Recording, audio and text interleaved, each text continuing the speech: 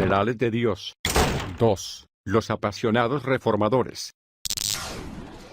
John Wycliffe, 1330 al 1384, el traductor de la Biblia, profeso y afirmo ser, por la gracia de Dios, un cristiano sano, es decir, verdadero y ortodoxo, y mientras haya aliento en mi cuerpo, hablaré y defenderé su ley. Estoy dispuesto a defender mis convicciones aún hasta la muerte. Me gusta referirme a Wycliffe como un reformador anterior a la Reforma. Históricamente, su vida es anterior al período de la Reforma, pero su vida y su teología son casi idénticas a lo que los demás reformadores defendieron y por lo que lucharon. Wycliffe fue un precursor de la gran revolución que estaba a punto de sacudir el mundo religioso. Pero lo interesante es que ninguno de los demás reformadores, excepto John Hus, le dieron crédito a Wycliffe por el camino, extremadamente controvertido, que había preparado. Creo que fue, en gran medida, debido al hecho de que la imprenta no fue inventada sino después de la muerte de Wycliffe, y muchos de sus escritos fueron quemados por la Iglesia Católica. Aún así, yo lo considero uno de los que sembró generosamente en la tierra las verdades de la Reforma,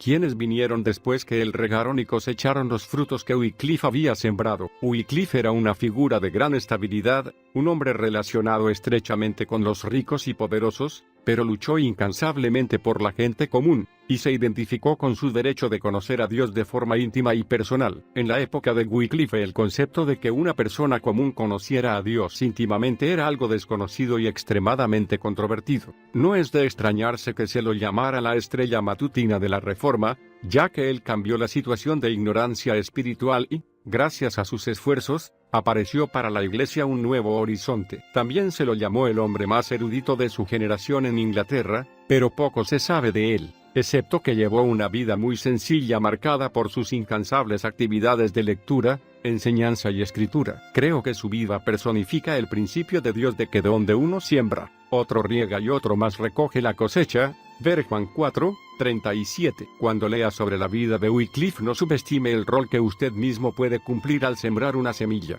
o una buena obra, en las vidas de otras personas. Sus acciones de hoy, hechas por fe e inspiración de Dios, pueden transformar significativamente el futuro. Muchos de nosotros nunca conoceremos los abundantes resultados de las semillas que hemos plantado en las vidas de los demás, hasta que lleguemos al cielo. Los primeros años de Wycliffe. John Wycliffe nació en Yorkshire, Inglaterra, alrededor de 1330. Se sabe poco de su niñez y su juventud, hasta 1360, cuando ingresó al Balliol College en Oxford. La vida de Wycliffe cobra relieve para nosotros cuando llega a los 30 años y comienza su obra como gran reformador antes de la verdadera reforma. Antes de esos años, solo puedo especular que el joven Wycliffe fue criado por una familia modesta que poseía algunas tierras en un área escondida, y asistió a una escuela donde enseñaba el sacerdote del pueblo. En esa época el régimen católico controlaba tanto el gobierno como los asuntos de la iglesia. Se asignaban sacerdotes a los pueblos para que supervisaran todos los asuntos, desde la iglesia hasta el mercado, desde las escuelas hasta los asuntos civiles. Es importante señalar que John de Gaunt, el segundo hijo del rey Eduardo III, era el señor feudal del hogar de la niñez de Wycliffe. Esto simplemente significa que Gaunt poseía la tierra, y quienes vivían allí y la trabajaban recibían protección y favores de él. El hecho de que Gaunt fuera el protector natural de los habitantes de esa zona cobró gran importancia luego en la vida de Wycliffe. Wycliffe entró al sacerdocio, pero no está registrado a la fecha de su ordenación. Probablemente fue a Oxford aproximadamente en 1346, a los 16 años, una edad común para ingresar a la universidad en aquella época. La tragedia lo acerca a la palabra. La plaga clavó sus mortales garras sobre Inglaterra en 1349. Para cuando la muerte negra terminó, en 1353, Inglaterra había perdido casi la mitad de su población. Como resultado de este caos, los estudios universitarios de Wycliffe fueron algo esporádicos durante un tiempo,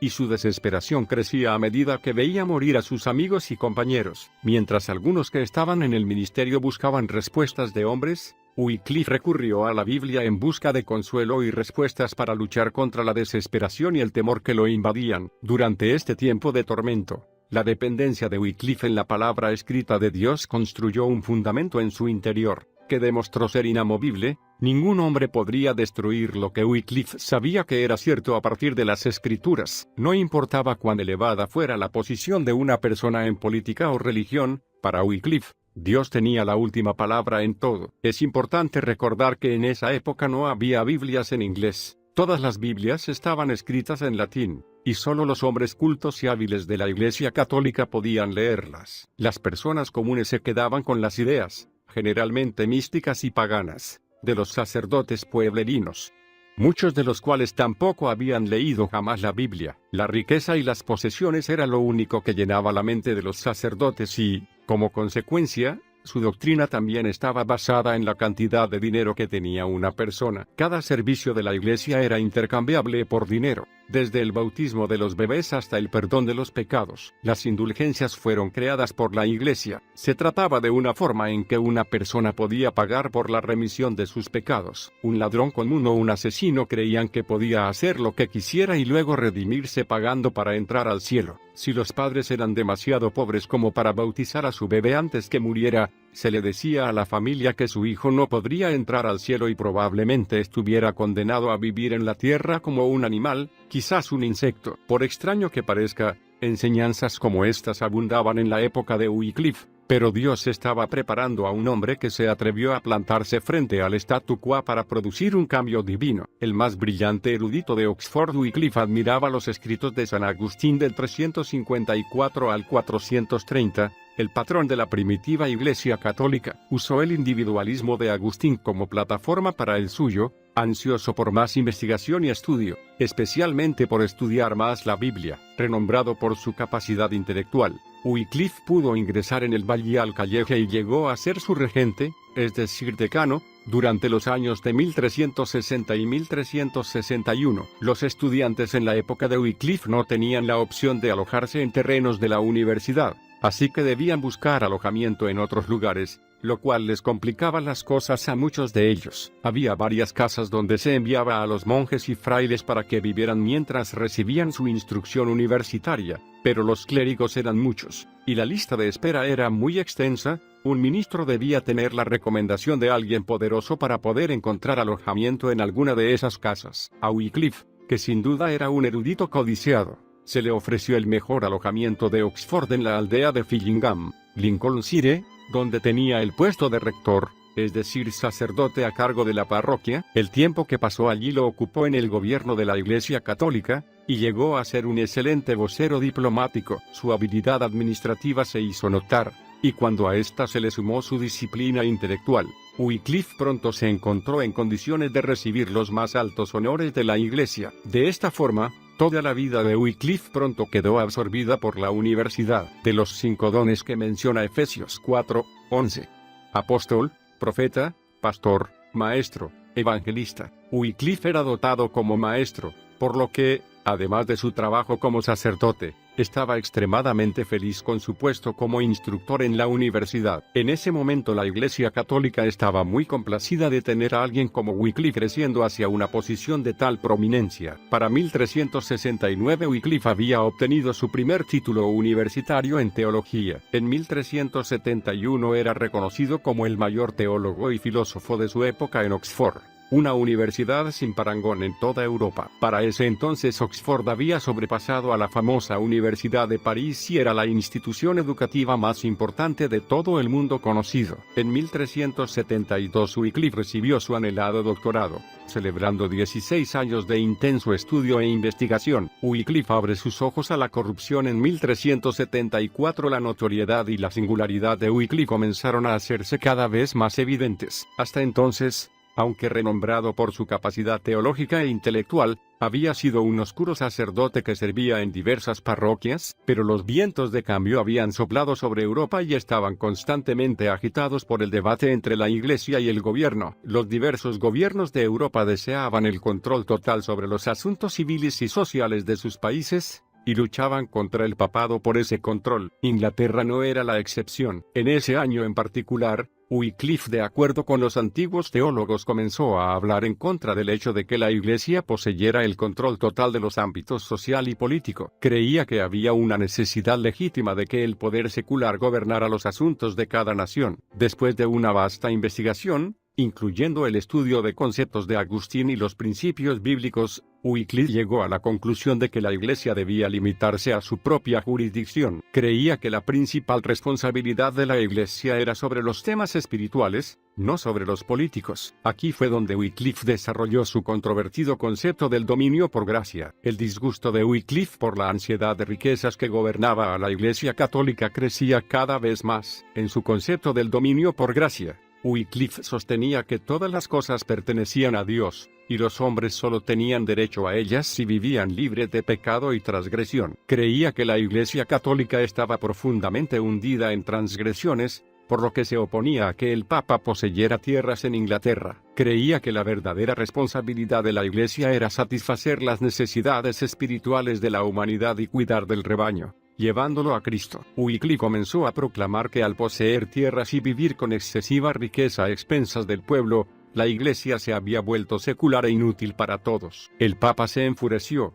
al darse cuenta de que la postura de Wycliffe significaba un cambio que afectaría la riqueza, el control y la posesión de tierras de la Iglesia. En ese momento el Papa cobraba impuestos a reyes y naciones, que debían pagarse a la Iglesia, y Wycliffe, uno de sus más brillantes teólogos, se oponía a sus intereses. Wycliffe se enfrenta contra el poder papal. Inglaterra tiene una larga historia de relaciones conflictivas con los papas. Es importante conocer algunos de los conflictos principales para comprender claramente la posición de Wycliffe. Por ejemplo, el rey Juan en 1215 había sido excomulgado y luego obligado a rendirse incondicionalmente ante el Papa. También debió pagar una gran suma de dinero para tener derecho a continuar como rey de Inglaterra, aunque su herencia del trono era legítima. Aún después de la muerte de este rey, el Papa continuó exigiendo que el soberano pagara tributo para poder gobernar en Inglaterra. Los ingleses se oponían a los impuestos papales por muchos motivos, pero especialmente porque parte de ese dinero iba a parar a ejércitos enemigos. El gobierno inglés también estaba enfurecido porque la Iglesia regía el crecimiento económico de su país. Por ejemplo,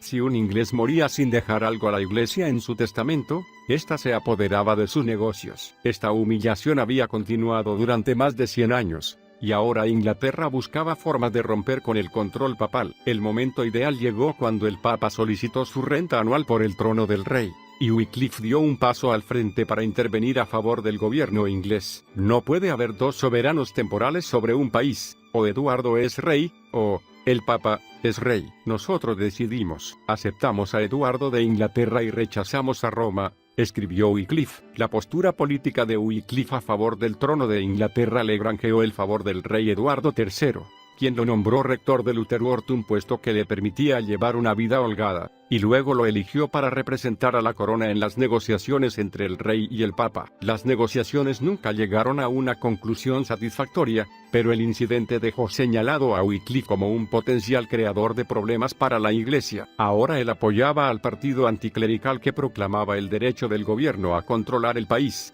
lo cual, entre otras cosas, le granjeó a Wycliffe el favor de John de Gaunt, segundo hijo del rey. El partido anticlerical se aferró a Wycliffe, veía en él la capacidad intelectual para atacar a la Iglesia y ganar la causa del gobierno inglés. Wycliffe demostró ser un útil aliado para el gobierno durante ese tiempo de conflicto, y la protección del rey logró evitar que sufriera los daños físicos que los enfurecidos católicos deseaban causarle. Expuso el engaño poco a poco. Para ahora Wycliffe era el consejero religioso del rico John de Gaunt, quien a fines del siglo XIV se había convertido en la figura política más poderosa y más odiada de Inglaterra. Wycliffe lo admiraba y lo respetaba porque Gaunt era un sabio diplomático, siempre fiel a lo que creía mejor para su país. Gaunt tenía la capacidad de atraer a los hombres más capaces, y Wycliffe lo sirvió como su sacerdote personal durante los 2 años siguientes. El punto fuerte de Wycliffe era su fidelidad a la Biblia. Al leerla y estudiarla, obtuvo mayor conocimiento y mejor comprensión de lo que la palabra de Dios decía,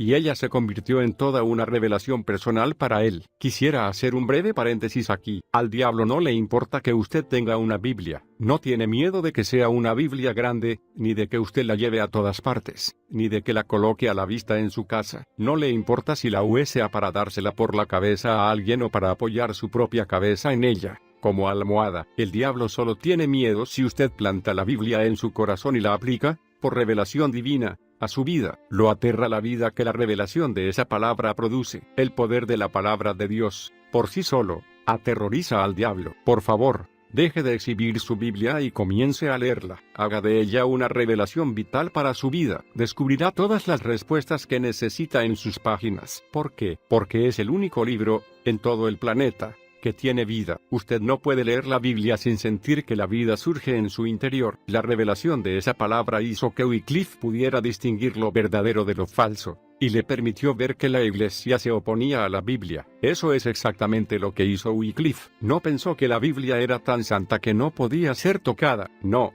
la abrió, la leyó y la aplicó a su vida y sus circunstancias. La revelación de esa palabra lo hizo distinguir lo verdadero de lo falso, y le permitió ver que todo el sistema de la Iglesia Católica se oponía al mensaje general de la Biblia. Comenzó a darse cuenta de que muchos de los sacramentos y doctrinas de la Iglesia eran hipócritas y heréticos. El sistema religioso de su época había sido formulado enteramente para lograr dinero, poder y control. Wycliffe comprendió que él estaba en condiciones de exponer y atacar este sistema. Estoy seguro de que meditó con gran cuidado cuál sería su enfoque y su estrategia. Wycliffe sabía que sus palabras tendrían mucha autoridad. ¿Cómo comenzaría? ¿Cómo podría comunicar eficazmente las falsedades de la Iglesia y llevar la verdad al pueblo? El engaño era tan grande que revelarlo todo de una vez sería abrumador, así que decidió exponer las falacias heréticas poco a poco. En 1376 Wycliffe comenzó a escribir tratados en los que proclamaba su posición contraria a la excesiva riqueza de la Iglesia. Escribió de dominio divino,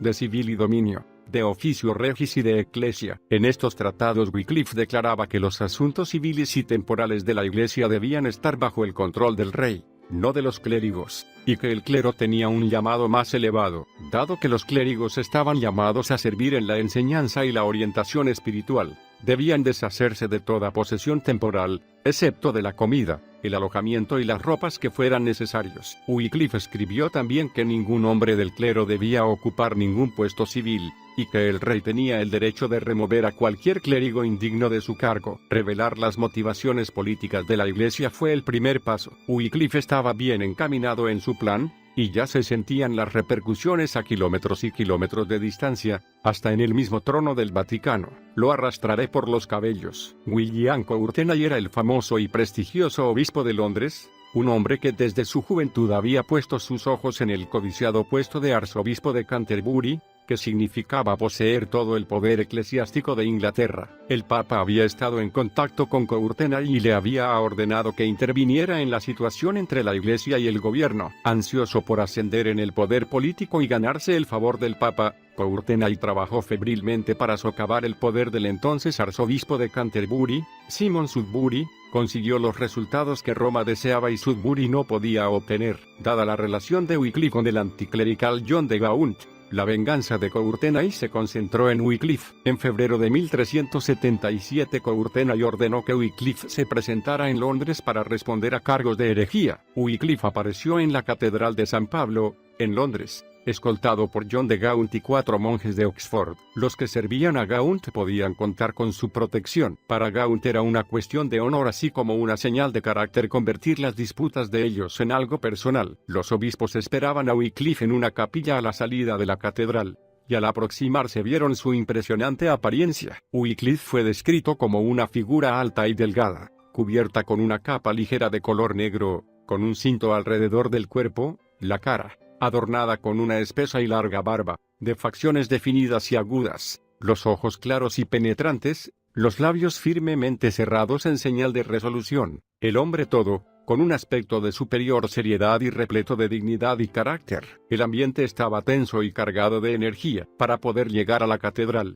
los acompañantes de los obispos y de Wycliffe debieron cruzar a empullones la multitud que había llegado para presenciar el espectáculo. Los intentos de abrirse paso causaron inmediatamente riñas, tan acaloradas que Courtenay salió corriendo de la catedral hacia donde estaba Wycliffe. Para cuando Wycliffe pudo llegar al atrio, el ambiente estaba tan caldeado que ambos bandos se amenazaban mutuamente a gritos. Gaunt pidió a Wycliffe que se sentara y se pusiera cómodo. Courtenay sostuvo que el acusado debía estar de pie ante la corte. Inmediatamente se desató una discusión entre Gaunt y Courtenay sobre si Wycliffe debía estar de pie o sentado. La multitud que observaba se enfureció aún más al escuchar los repetidos insultos de Gaunt y Courtenay. Finalmente, Gaunt susurró una amenaza de arrastrar al obispo de los cabellos fuera de la catedral. Los londinenses se enorgullecían de apoyar a Courtenay, y la mera presencia de Gaunt los había enfurecido. Cuando la multitud embravecida escuchó la amenaza de Gaunt contra Courtenay,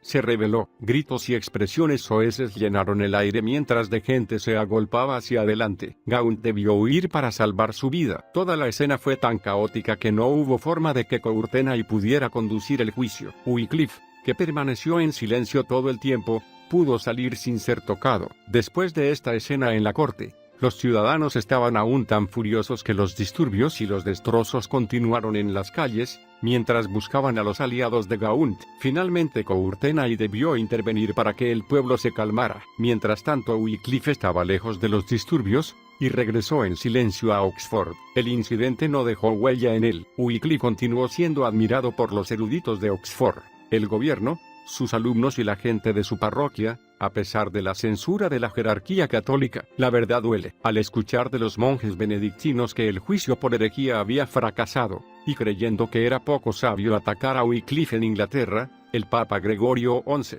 tomó la situación en sus propias manos. Desde Roma emitió 5 mordaces bulas, documentos oficiales del Papa, contra Wycliffe. En mayo de 1377 copias de estas bulas fueron enviadas al arzobispo de Canterbury, a Oxford y al rey. Estas bulas citaban 18 errores del tratado de Wycliffe de civil y dominio. El Papa criticaba su liderazgo a los eruditos de Oxford, y señalaba que por negligencia y pereza de vuestra parte habéis permitido que brote la cizaña entre el puro trigo del campo de vuestra gloriosa universidad y, lo que es peor, que crezca. El Papa continuaba diciendo que si no lograban silenciar a Wycliffe, las consecuencias serían que sus almas correrían peligro. El nombre de Oxford quedaría mancillado y toda la fe ortodoxa se corrompería. Arrogantemente, el Papa declaraba que si Oxford no se deshacía de Wycliffe ya no recibiría las gracias y el apoyo de la Iglesia Católica. A pesar de las amenazas, Oxford apoyó a Wycliffe. Un concilio de doctores declaró que las proposiciones a él, Wycliffe, atribuidas, aunque no sonaran bien, no eran erróneas. En otras palabras, si lo dijéramos en lenguaje coloquial moderno, sería como si Oxford hubiera dicho, la verdad duele. Oxford se dio cuenta de que el Papa se sentía avergonzado y terriblemente amenazado por las acusaciones de Wycliffe. Creo que los eruditos de Oxford estaban orgullosos de la profundidad de Wycliffe y secretamente deseaban haber tenido ellos mismos la osadía de hablar abiertamente sobre la hipocresía de la Iglesia Católica. Aunque lo apoyaron y le dieron libertad para continuar enseñando, Wycliffe decidió permanecer bajo arresto domiciliario para evitarle futuros problemas a la universidad con el Papa. Las bulas también ordenaban al gobierno que entregara a Wycliffe en manos de Courtenay, quien, a su vez, debía examinarlo en relación con sus errores. Pero el gobierno no prestó ninguna atención a las bulas. El rey Eduardo III murió antes de recibirlas. Niego derecho alguno al Papa. Naturalmente, la ambición política y religiosa de Courtenay lo impulsó a convocar rápidamente a Wycliffe para que compareciera ante una corte en Lambeth con el fin de responder a los cargos presentados por el Papa. Wycliffe aceptó el desafío y respondió a la convocatoria. De pie frente a una multitud de sacerdotes, obispos y partidarios, el arzobispo de Canterbury y el obispo Courtenay comenzaron a detallar los errores de Wycliffe. Este les respondió y manifestó su posición. Niego que el Papa tenga derecho alguno a dominio político, que tenga cualquier tipo de dominio civil perpetuo, y que pueda calificar o descalificar simplemente por medio de sus bulas. La postura de Wycliffe era increíble. Dejó casi anonadado al tribunal. Debemos comprender que hasta entonces nadie había jamás desafiado abiertamente la autoridad del Papa. A medida que continúe la lectura de este libro, usted verá que ese tipo de desafío se convirtió en una actitud recurrente entre los reformadores. Imagine las oleadas de sorpresa que habrán invadido a todos. Sienta el nerviosismo y la tensión. ¿Cómo le responderían a Wycliffe? Era la primera vez que alguien se atrevía a algo así. ¿Cómo se justificarían a ellos mismos? ¿Cómo podrían defender la hipocresía que Wycliffe revelaba? Lo único que podían hacer era responder furiosos, a gritos. Y eso hicieron. Pero los gritos y la ira no tocaron a Wycliffe. Joan de Kent,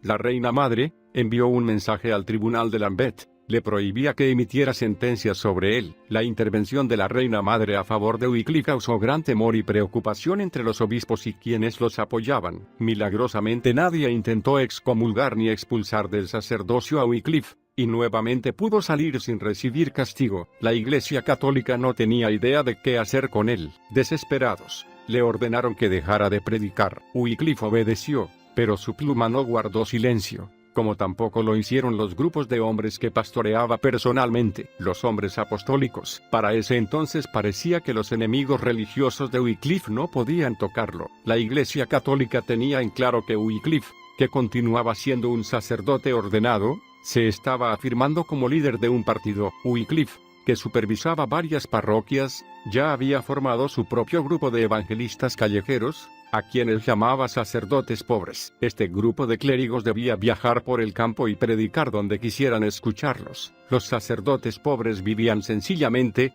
apartados de la riqueza, y vestían humildemente. Algunos eran ordenados, otros eran laicos, pero ninguno estaba atado a una parroquia, lo cual les permitía ir a donde fuera mayor la necesidad. Hasta ese momento los ignorantes sacerdotes pueblerinos solo contaban historias para entretener al pueblo o, cuando les preguntaban sobre un tema teológico, respondían lo que bien les parecía en el momento. Los predicadores de Wycliffe hacían totalmente lo contrario, predicaban sobre la Biblia, y llevaban así consuelo y entendimiento a los aldeanos. Wycliffe defendía su derecho a predicar mientras se sintieran llamados a hacerlo. Los llamaba hombres evangélicos u hombres apostólicos. Estos hombres apostólicos fueron por toda Inglaterra denunciando los abusos de la Iglesia Católica y enseñando una sana doctrina bíblica, no en latín, sino en el idioma común del pueblo, para que pudieran entenderlos. Los sacerdotes pobres vivían sencillamente, apartados de la riqueza, predicaban sobre la Biblia, y llevaban así consuelo y entendimiento. Wycliffe escribió tratados para que estos hombres distribuyeran y, aunque no predicaba él mismo, escribió cientos de sermones para que estos hombres apostólicos meditaran y predicaran. Lamentablemente, la mayoría de ellos no existen hoy para que podamos disfrutarlos. Su más asombrosa revelación. Quisiera señalar algunos hechos históricos relativos a la confusión en la Iglesia Católica por los cuales se culpó a Wycliffe. Mientras la Iglesia estaba ocupada resolviendo estos conflictos, él quedó en libertad de descubrir nuevas verdades. El Espíritu Santo, verdaderamente, dirigía la situación. En la década de 1370 había gran confusión entre la jerarquía católica, en cuanto al Papa y el lugar donde éste debía residir. No me extenderé sobre los detalles, pero, en resumen, la disputa era sobre el lugar donde debía estar el Vaticano. En 1309 la sede pasó de Roma a Francia, básicamente, debido a la influencia política del rey de Francia, que estaba cansado de pagar impuestos al Papa y creyó que podría controlar mejor la situación si la sede papal estaba dentro de su nación. Los católicos llamaron a esto la cautividad en Babilonia. Finalmente, en 1376,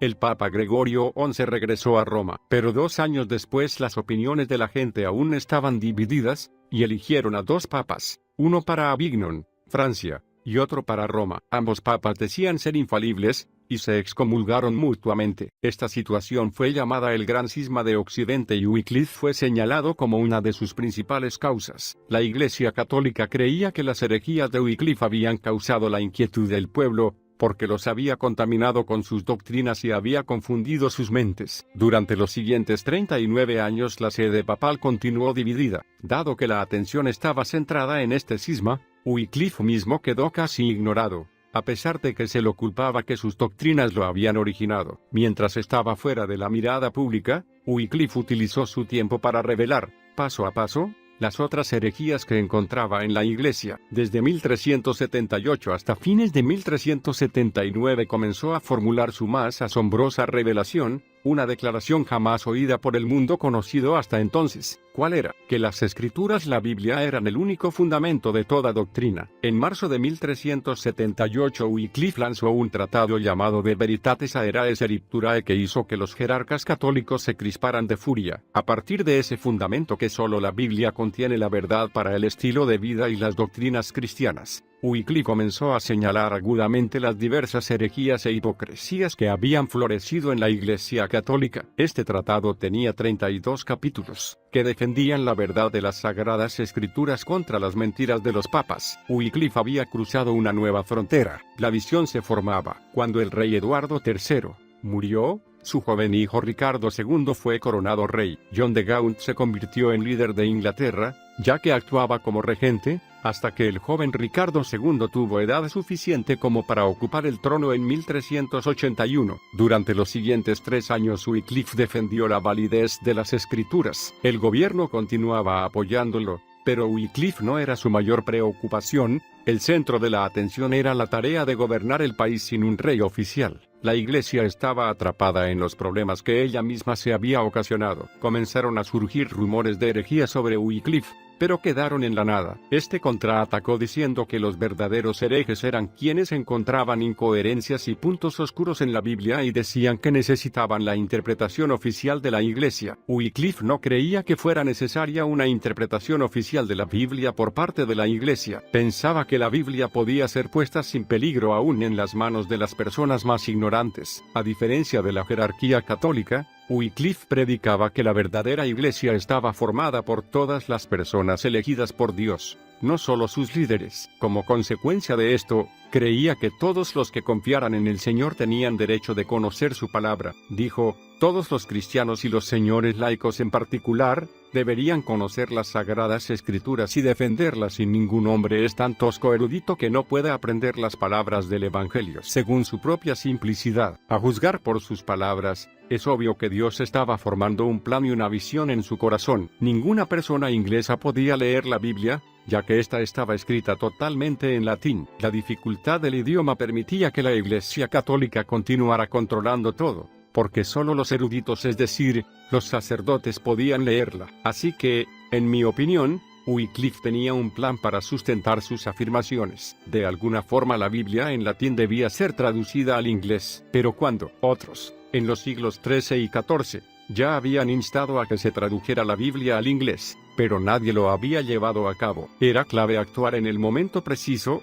y Wycliffe no era hombre de apresurarse ni actuar alocadamente. Sabía que Dios presentaría la ocasión perfecta y el momento justo para tal obra, que tiempo después llegaría a ser hecha. Los católicos estaban enfurecidos por la enseñanza de Wycliffe de que la Biblia era la única fuente de doctrina. Ellos creían que la Iglesia, es decir, monjes, frailes, sacerdotes, obispos y el Papa, era la única fuente de toda doctrina y que la Biblia era solamente una ayuda, llena de historias que servían como ilustraciones de cómo vivir una vida buena. Pero su ira no amedrentó a Wycliffe. Con la Biblia como fundamento, Wycliffe le comenzó a separar las ideas de los hombres de la Iglesia de los principios divinamente inspirados de la palabra. A continuación presentamos un resumen de varias herejías católicas que Wycliffe atacó. Él creía que estas herejías habían sido inventadas y propagadas por hombres. Recordemos que Wycliffe presentó estos hallazgos mientras trabajaba como sacerdote católico. Él amaba el ministerio y la obra de Dios, pero odiaba los abusos que encontraba dentro del sistema de la Iglesia católica. Wycliffe creía que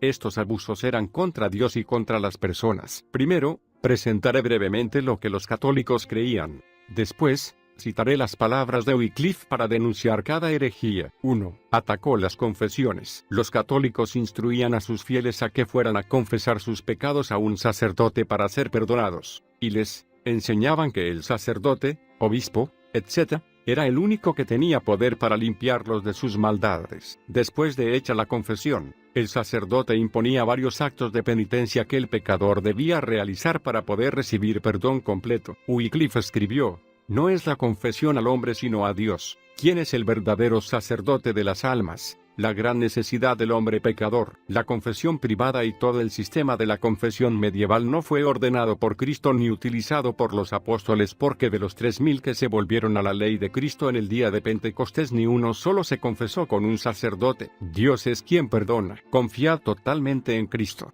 Cuidaos de buscar ser justificados de cualquier otra forma que no sea por su justicia. La fe en nuestro Señor Jesucristo es suficiente para la salvación. 2. Absolución. Los católicos enseñaban que solo un sacerdote, obispo, etc., podía liberar a una persona de la culpa del pecado, simplemente diciéndoselo. Muchas veces se pagaba por la absolución con dinero o alguna otra clase de posesión. Wycliffe escribió, no hay mayor herejía que la de que un hombre crea que es absuelto de pecados y da dinero, o por el hecho de que un sacerdote imponga sus manos sobre su cabeza y le diga, os absuelvo. porque debemos arrepentirnos en nuestro corazón, de otro modo Dios no nos absuelve. 3. Atacó las indulgencias. Las indulgencias fueron creadas como un método para recaudar fondos y así mantener al Vaticano libre de deudas, o para pagar las excesivas deudas en que la Iglesia ya había incurrido. La Iglesia enseñaba que por medio de las indulgencias las personas podían comprar su salida del purgatorio, lugar de depósito después de la muerte donde podían satisfacerse las consecuencias de acciones pecaminosas. Se les decía a las personas que si compraban indulgencias, el Papa ordenaría a los ángeles que llevaran al alma que había partido directamente al cielo, evitando el purgatorio, porque ya habían pagado por sus pecados. Así que las personas hacían lo que querían, pensando que si compraban una indulgencia todas las acciones serían borradas. Wycliffe escribió: «Es claro para mí que nuestros prelados, al otorgar indulgencias, comúnmente blasfeman la sabiduría de Dios, simulando en su avaricia codicia de dinero y locura. Comprenden lo que, en realidad, no comprenden. Conversan sobre el tema de la gracia como si fuera una cosa que puede ser comprada y vendida como un asno o un buey, y al hacerlo, aprenden a hacer un mercado de la venta de perdones, y el diablo se ha servido de un error en las escuelas para introducir, de esta manera, herejías en la moral. Confieso que las indulgencias del Papa son una manifiesta blasfemia, en tanto que él se arroga el poder de salvar a los hombres casi sin límite. Pero yo os digo que aunque tengáis frailes y monjes para cantar por vosotros, y aunque cada día escuchéis muchas misas, y fundéis capillas en vuestro honor, y colegios, y vayáis de peregrinaje toda vuestra vida, y entreguéis todos vuestros bienes a los perdonadores, todo esto no llevará vuestras almas al cielo». Wycliffe condenó tales prácticas en su tratado On Indulgentes, sobre indulgencias, mucho antes de que Lutero clavara sus 95 tesis. Wycliffe concluyó el tratado con estas afirmaciones: «Por medio de la cola de este dragón, es decir, de las sectas de los frailes que trabajan en la causa de esta ilusión, y de otros engaños demoníacos de la Iglesia. Pero, levantaos, oh soldados de Cristo, sed sabios y huid de estas cosas, junto con las otras ficciones del príncipe de las tinieblas, y revestíos del Señor Jesucristo. Apartad de la Iglesia tales fraudes de anticristo, y enseñad al pueblo que en Cristo solamente, y en su ley y en sus miembros, debería confiar. Aprended, sobre todas las cosas, honestamente, a detectar las tretas del anticristo. La sangre que Jesucristo derramó por nosotros era suficiente, pero los católicos medievales desmerecían ese increíble precio agregándole aquello que las personas debían pagar para ser perdonadas. Quiera Dios tener misericordia de quienes creen esta doctrina y abra sus ojos para que puedan ver la verdad. 4. Exigió el uso de la predicación. Muchos en la Iglesia católica consideraban el ministerio como una ocupación en la que siempre tendrían alguien que cuidara de ellos. Por consiguiente,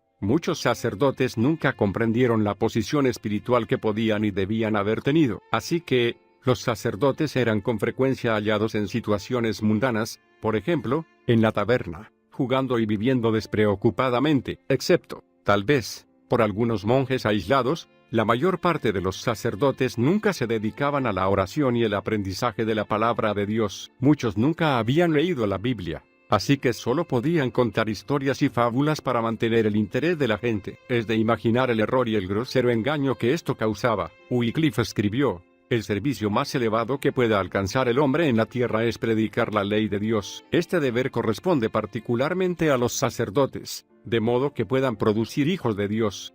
Y por esta causa Jesucristo dejó otros trabajos y se ocupó principalmente de la predicación, y también lo hicieron los apóstoles, y por tal causa Dios los amaba». Creemos que existe una mejor manera: evitar aquellos que agradan y, en cambio, confiar en Dios y contar fielmente su ley y, especialmente, su evangelio. Y, dado que estas palabras son palabras de Dios, deben ser tomadas como creídas, y las palabras de Dios darán a los hombres nueva vida más que las otras palabras que son para el placer. Wycliffe no podía traicionar lo que sentía que era cierto según las Escrituras, aunque significara perder apoyo. Oh, maravilloso poder de la divina semilla, que vence a fuertes hombres armados, suaviza los duros corazones y los renueva y cambia en hombres divinos. Obviamente, tal milagroso poder nunca podría ser producido por la palabra de un sacerdote, si el espíritu de vida y de la eterna palabra, por encima de todo, no obrara con ella. Wycliffe ataca la Eucaristía. Poco a poco Wycliffe continuó atacando los errores y engaños de la Iglesia Católica. En 1379 adoptó una posición contraria a la Iglesia que hizo temblar aún a sus amigos. John de Gaunt tuvo problemas con ella y le rogó que se retractara de esa monumental posición, pero Wycliffe no podía traicionar lo que sentía que era cierto según las Escrituras,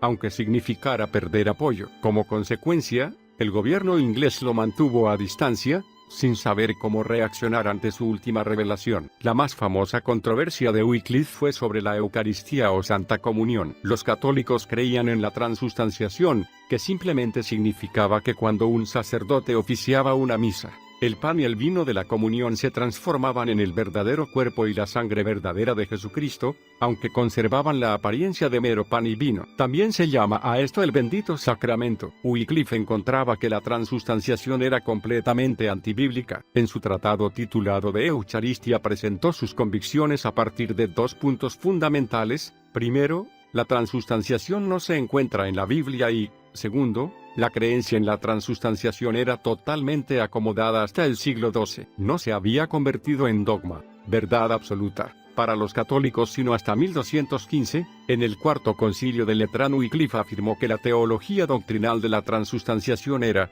simplemente, un invento o una mala interpretación que tenía el propósito de conservar la mística de la misa y la superioridad de los sacerdotes. Para él, la transustanciación exageraba peligrosamente la importancia del oficio sacerdotal, exponía a Cristo a una indignidad pasiva y motivaba a las personas a la idolatría. Wycliffe instaba a las personas a regresar a la fe y la práctica de los primeros cristianos. Por el contrario, Wycliffe creía en la presencia espiritual de Cristo y su sangre, y sostenía que Jesucristo debía ser recordado en la comunión por fe personal en el precio que él había pagado. Wycliffe instaba a las personas a regresar a la fe y a la práctica de los primeros cristianos. Wycliffe escribió: «La hostia consagrada que los sacerdotes hacemos y bendecimos no es el cuerpo del Señor, sino una señal eficaz de él. No debe entenderse que el cuerpo de Cristo desciende del cielo a la hostia consagrada en cada iglesia». Wycliffe continuaba explicando cómo interpretar la palabra de Dios. Usando la comunión como ejemplo, algunas expresiones de las Escrituras deben ser comprendidas de forma directa, sin figuraciones, pero hay otras que deben ser comprendidas en sentido figurado. Así como Cristo llama a Juan el Bautista a Elías y San Pablo dice que Cristo era una piedra. Encontramos tales modos de expresión constantemente en las Escrituras, y en esas expresiones, sin duda, la producción es hecha de manera figurativa. Wycliffe escribió que el significado del lenguaje figurativo de la Biblia está oculto para quienes no conocen a Jesucristo. Por tanto, todo hombre, sabiamente, con mucha oración y gran estudio, lea las palabras de Dios en las Sagradas Escrituras. Cristo dijo: «Yo soy la vid verdadera». Juan 15:1. ¿Por qué, pues, no adoráis la vid como Dios, ya que lo hacéis con el pan?, afirmó. Además, que Cristo no era una vid terrenal, por lo cual tampoco el pan material es cambiado de su sustancia a la carne y sangre de Cristo. Cuando Wycliffe protestó contra la superstición e idolatría que veía en la misa, en su tratado de apostasía, fue tildado de total hereje por la Iglesia Católica, aunque no se tomaron medidas para excomulgarlo. Wycliffe ahora era un hombre a quien la mayoría trataba de evitar, cortar su influencia. Finalmente, en 1380 sonó la alarma en la amada Oxford de Wycliffe. Debido a las presiones del Papa, el rector había comenzado a oponerse a las doctrinas de Wycliffe en las facultades y, en conclusión, decidió que había llegado el momento de actuar en su contra. Un grupo de 12 doctores en divinidad se reunieron en consejo para considerar la teoría de Wycliffe sobre la Eucaristía. Al fin de esta discusión, por mayoría de 7, determinaron que sus doctrinas eran erróneas. El rector estaba algo alarmado de que los 5 restantes no creyeran que Wycliffe había hecho algo malo. En un intento de silenciar todo posterior apoyo a Wycliffe, el rector amenazó a quienes enseñaran o defendieran las doctrinas de aquel con enviarlos a la cárcel, suspenderlos de toda función en la universidad y excomulgarlos. Wycliffe fue encontrado disputando sobre teología en la facultad, cuando fueron a leerle públicamente el veredicto y la sentencia. Cuando escuchó la condenación de su obra, se sintió confundido, pero aseguró que las opiniones de estos hombres no debilitarían sus convicciones. Wycliffe apeló al rey para revertir la decisión del rector, pero fue ignorado. John de Gaunt se apresuró a ir a Oxford y trató de persuadir a Wycliffe de que obedeciera al rector, pero este decidió hacer oídos sordos a sus ruegos. Wycliffe permaneció en un segundo plano hasta mayo de 1381, cuando escribió Confessio, un tratado que defendía sus opiniones condenadas. En ese tiempo Wycliffe se apartó de la vida pública y finalmente se distanció también de Oxford. Fue una decisión muy difícil para él, ya que la mayor parte de su vida había estado vinculada con los asuntos de la universidad. Era difícil que alguien mencionara Oxford sin que le viniera a la mente el nombre de Wycliffe. Wycliffe ahora había regresado al aislamiento y la oscuridad de Lutherworth, pero esta vez era diferente. No tenía los lujos ni los beneficios de estar asociado a Oxford. Estoy seguro de que todos podemos sentirnos identificados con lo que sintió Wycliffe esta vez. Había sido cortado del lugar donde había tomado forma su identidad terrenal. Oxford era el lugar donde se había sentido seguro, pero ahora tenía que encontrar el camino sin esa vía. El cambio demostró ser el punto de inflexión más importante de su destino sobre esta tierra. Destino, la puerta que ningún hombre puede cerrar. Wycliffe se sentía aislado de todo futuro durante ese tiempo que acudió al Señor en busca de orientación. Sabía que tenía un propósito para cumplir sobre esta tierra, pero necesitaba escuchar al Señor. Creo que fue gracias a esas oraciones que Wycliffe comenzó a comprender la razón de su vida. Repentinamente inspirado, Wycliffe comprendió que Lutherworth no podía ser una oscura prisión para él, sino que sería un lugar de destino divino, un lugar donde finalmente iban a coincidir los tiempos de Dios y la visión de su corazón. Ahora lo comprendía. En la oscuridad y la paz de Lutherworth, Wycliffe comenzó la hazaña por la que es más conocido en la actualidad, la traducción de la Biblia del latín al inglés común. Varios de sus más leales seguidores acompañaban a Wycliffe en Lutherworth, entre ellos John Purvey y Nicholas de Hereford. Purvey era uno de los más íntimos amigos de Wycliffe, fue su secretario privado y asistente hasta el final de los días de Wycliffe. Ahora Wycliffe tenía 51 años, por lo que comenzó a dictar gran parte de su prolífica producción literaria a Purvey, ya que no tenía dudas de que su unción y su visión para escribir serían transmitidas a este. Hereford era uno de los más cultos colegas de Wycliffe en Oxford. Doctor en divinidad, Hereford trabajó incansablemente junto con Purvey en la traducción de la Biblia latina al inglés. A diferencia de Wycliffe y Purvey, Hereford era conocido por su ruda personalidad. Se lo conocía como el más violento de los seguidores de Wycliffe. Durante los años siguientes los tres trabajaron día y noche. Wycliffe creía que había caído sobre él la mayor unción que hubiera sentido jamás,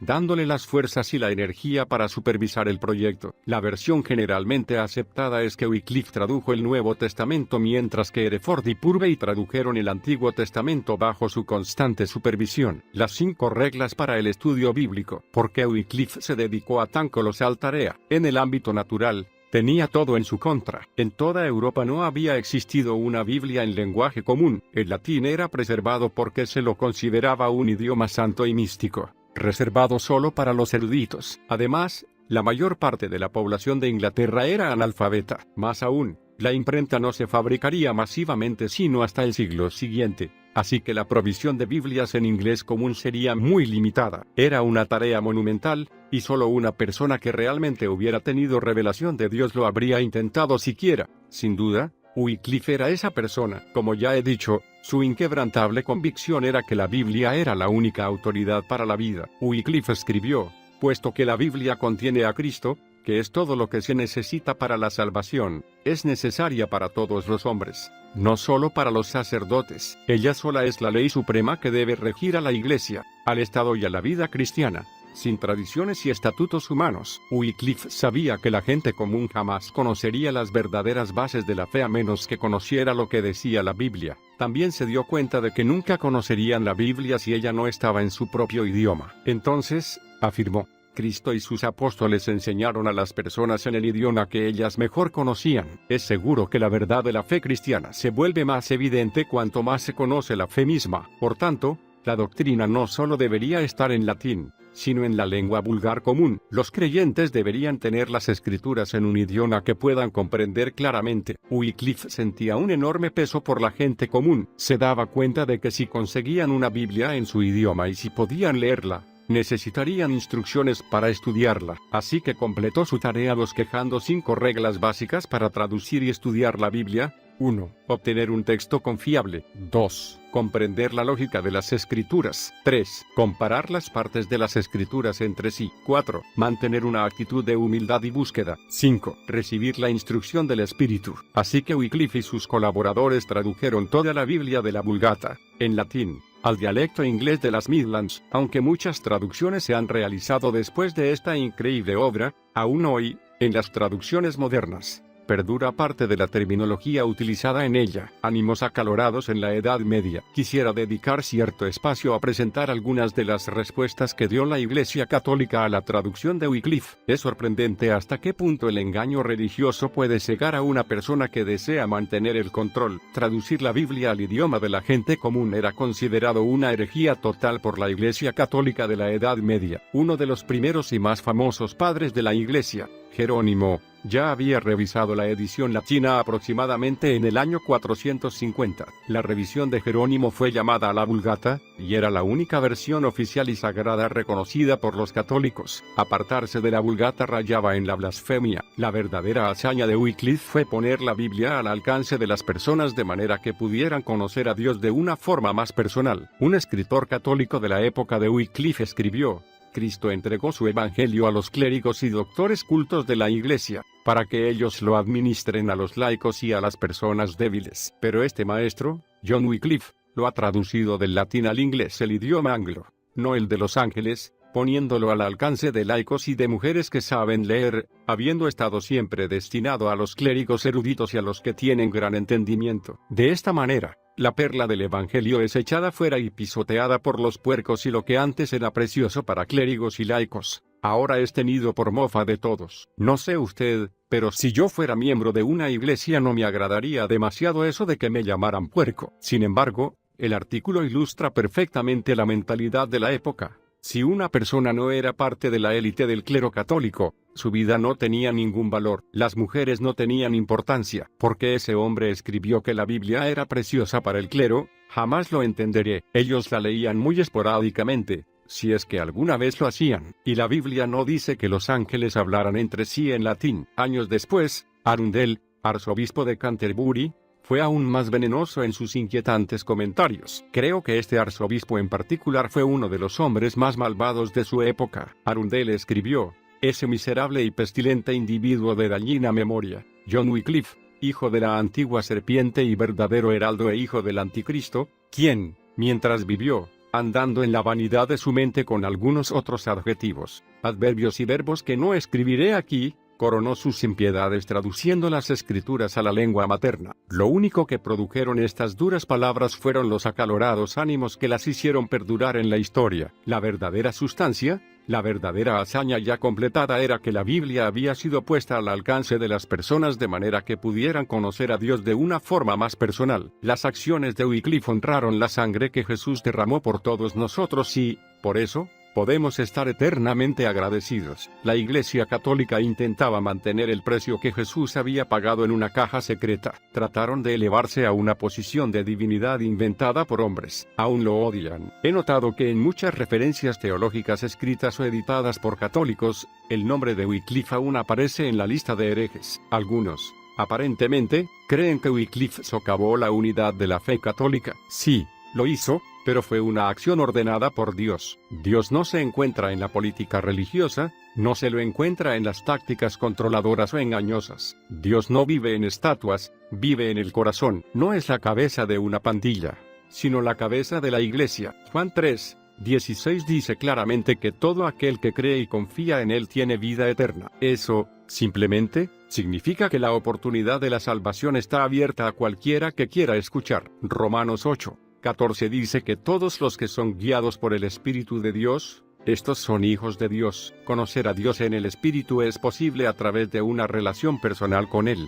No se logra por medio de una mera práctica religiosa. Los Lollardos. Los últimos 3 años de la vida de Wycliffe estuvieron llenos de acontecimientos. En 1381 se produjo la famosa revuelta de los campesinos, en la cual los trabajadores ingleses se levantaron para luchar por la libertad civil. Estaban cansados de pagar excesivos impuestos y ser oprimidos por leyes injustas. A principios del verano, 100.000 airados campesinos ingleses marcharon sobre Londres y exigieron ver al joven rey Ricardo. El nombre de Wycliffe fue relacionado con esa revuelta, aunque todos sabían perfectamente que no tuvo nada que ver con ella. Él estaba muy ocupado traduciendo la Biblia en Lutherwort, pero la Iglesia sostenía que las doctrinas y enseñanzas de Wycliffe habían provocado esa agitación. Los historiadores concuerdan en que durante ese año los lollardos se convirtieron en un grupo prominente. Muchos, erróneamente, sostienen que todos los seguidores de Wycliffe eran lollardos. Aunque no fue así, esta confusión de identidades proviene porque Courtenay prohibió las enseñanzas de Wycliffe y silenció a los más importantes líderes lollardos de Oxford que se relacionaban con él. El nombre lollardo significa en inglés murmuradores y,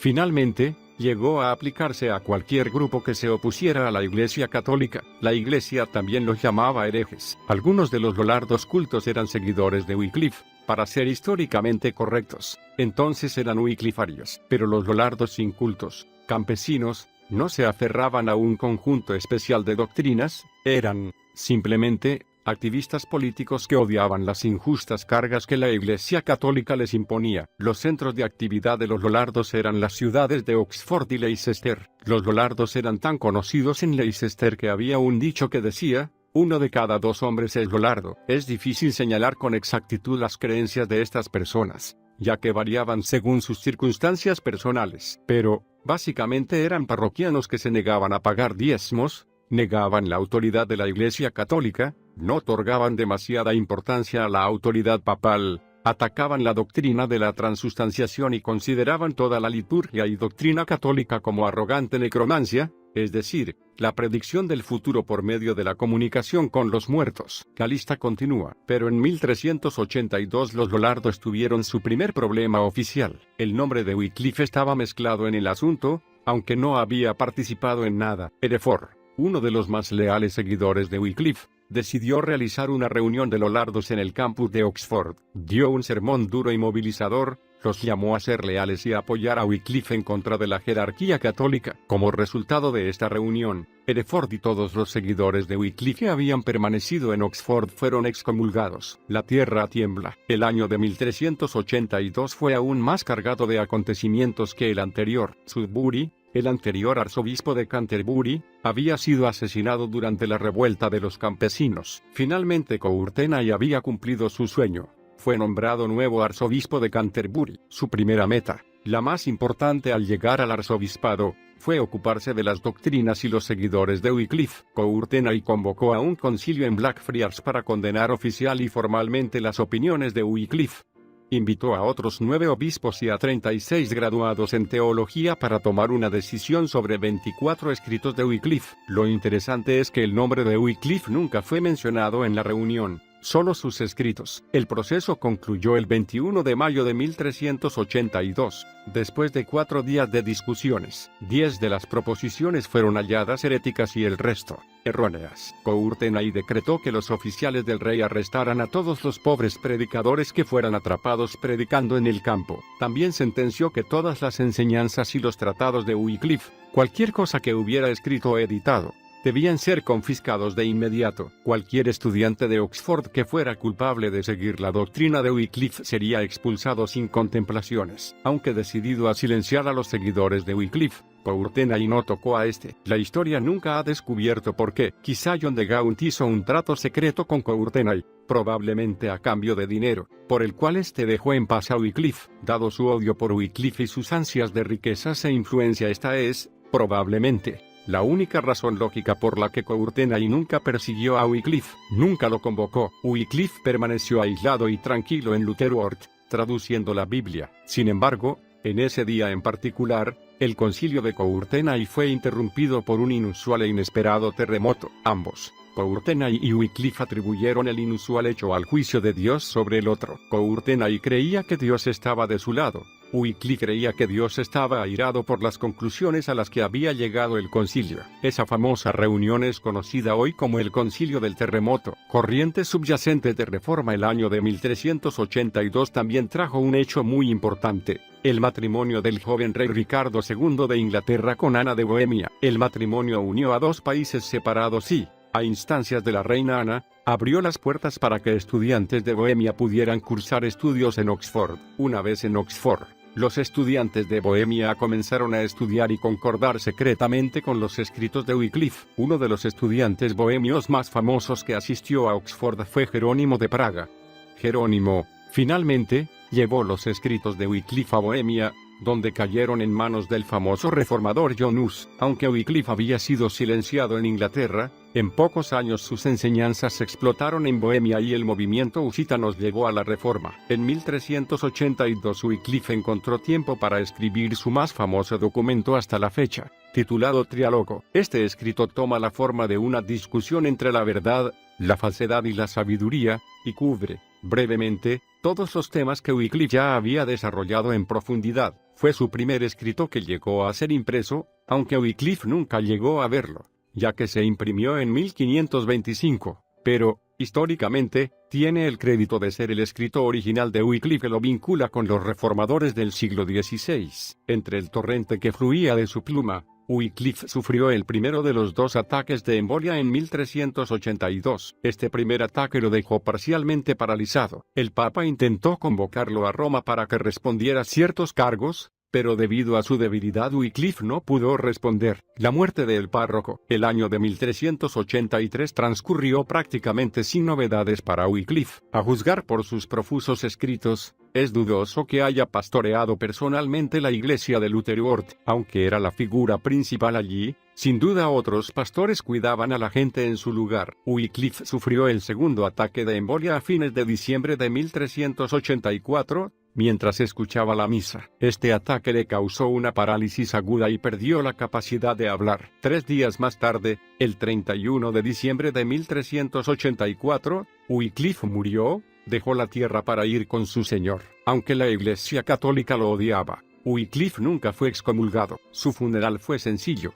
y su cuerpo fue enterrado en terreno sagrado de la iglesia de Lutherworth. Purvey, su fiel asistente, continuó trabajando en la Biblia inglesa. La primera versión fue terminada antes que Wycliffe muriera, pero Purvey inició una revisión a la que muy adecuadamente llamó Biblia Wycliffe. La influencia de Wycliffe se extendió mucho más allá del clero. No permaneció aislado en una caja dentro de su ministerio, obviamente. Tenía amigos en todas las esferas de la vida. Sabemos que tenía buenos amigos en el gobierno y fieles amigos entre los trabajadores más humildes. El famoso poeta inglés Geoffrey Chaucer vivió durante la época de Wycliffe, y eran amigos. Ambos escribieron en el dialecto de las Midlands, y eran amigos de John de Gaunt. Se dice que en los famosos cuentos de Canterbury, de Chaucer, la parte del párroco fue escrita como tributo a John Wycliffe. Esta parte dice: nos acompañaba también un hombre religioso y bueno, párroco de una ciudad, pobre en dinero, pero rico en santas obras y pensamientos. Era,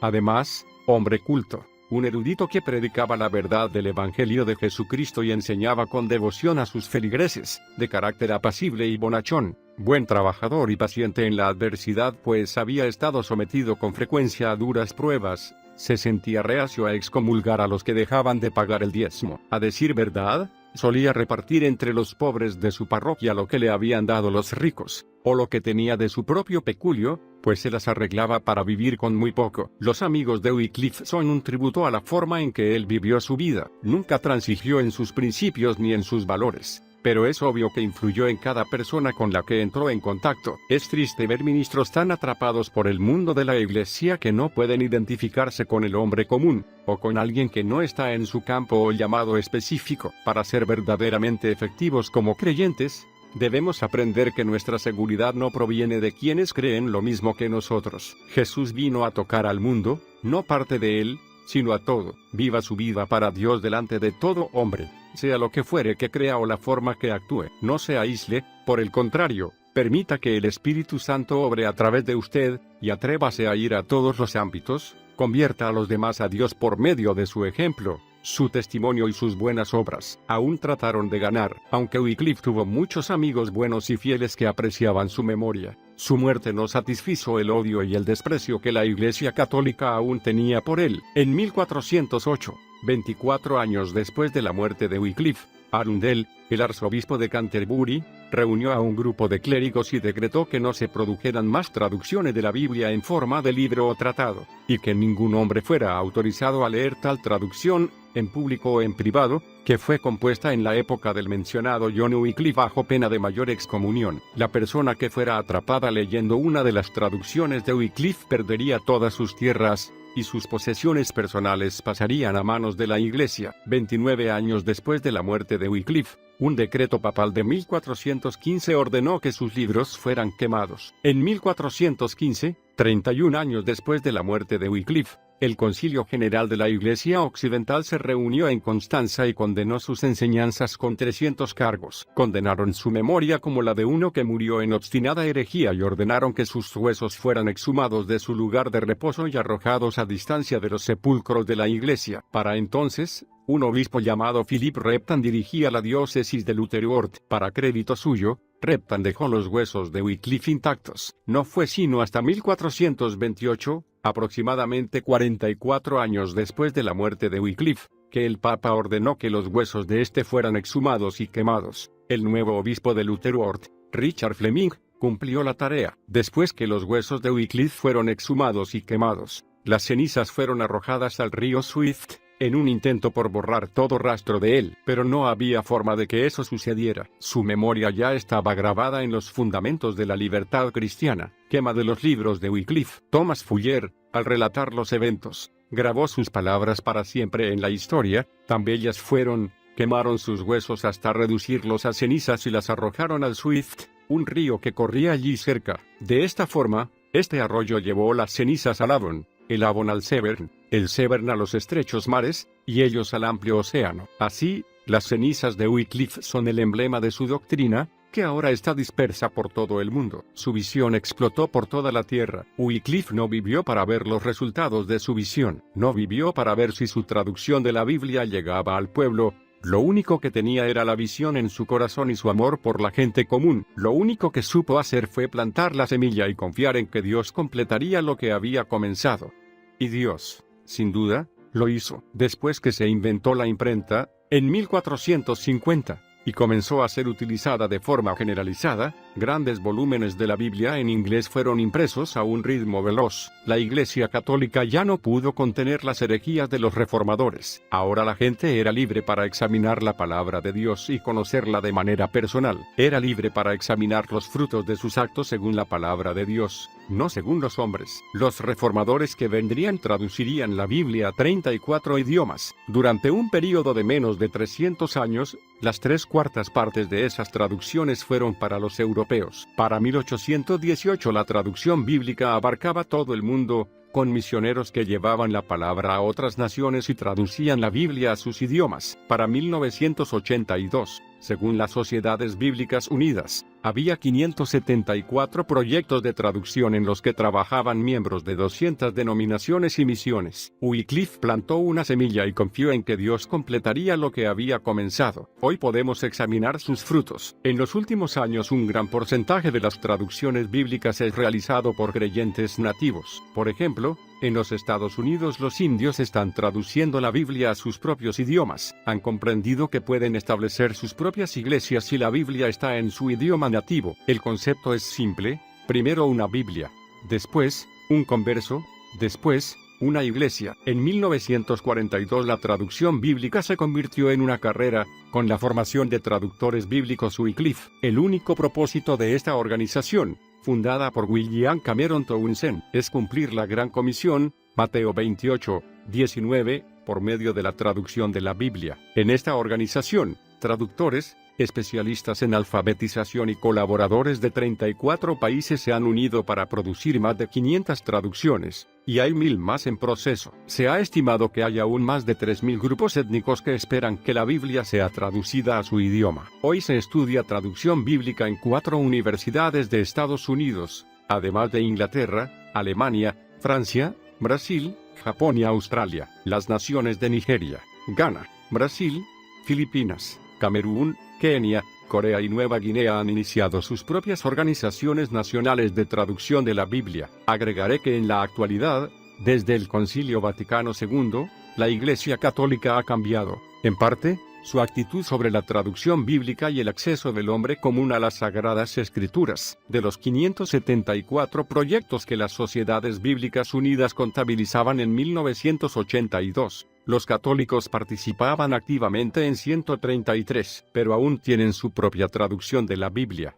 así como varios libros del Antiguo Testamento que los protestantes no aceptan como palabra de Dios inspirada. Si Wycliffe hubiera visto en qué iba a convertirse su visión, podrá usted ver por qué al comienzo de este capítulo le dije que nunca debemos subestimar el poder de plantar una semilla. No se desaliente si Dios le ha indicado que haga algo, y parece que nada sucediera. Continúe obedeciendo, continúe plantando la semilla, por dura y fría que sea la tierra o la obra. Como se suceden las estaciones de la tierra, así se sucederán los frutos de su labor. Recuerde que debajo de la fría y dura tierra del invierno yace el proyecto de una bella flor o un fruto fragante de primavera. Los tiempos están en manos del Señor, y la obediencia de su corazón para hacer lo que Él le ha pedido que haga. Así que, quisiera cerrar este capítulo con las palabras de Jesús en Juan 4, 34 y 36 al 37, que me parecen muy apropiadas para aplicar a la vida de Wycliffe. Mi comida es que haga la voluntad del que me envió, y que acabe su obra, y el que siega recibe salario, y recoge fruto para vida eterna, para que el que siembra goce juntamente con el que siega, porque en esto es verdadero el dicho, uno es el que siembra, y otro es el que siega,